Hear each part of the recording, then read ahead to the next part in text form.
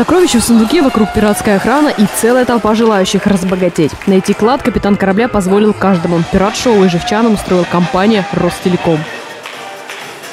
Это подведение итогов первого этапа программы лояльности «Золотая лихорадка». Участие принимают самые активные абоненты Ростелекома. Номинал 30 тысяч рублей.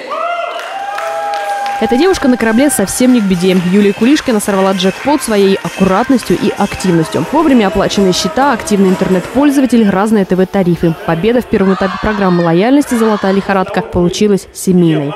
Имея взрослых детей, еще к тому же, за интернет невозможно не заплатить. Я хозяйка, муж оплачивает, все остальные пользуются. Тем, кто джекпот не сорвал, Ростелеком приготовил приключения, настоящую погоню за сокровищами. Семья Воловей в пиратские страсти включилась случайно. В торговый центр пришли за школьными товарами, но морские приключения Ростелекома затянули. За денег стоит. А мы сегодня под ребенка подстраиваемся выходной, отдыхаем, гуляем. За час, пройдя все испытания, у семьи Воловей полный набор пиастров. Теперь вперед за подарками. Анечка, идем сюда.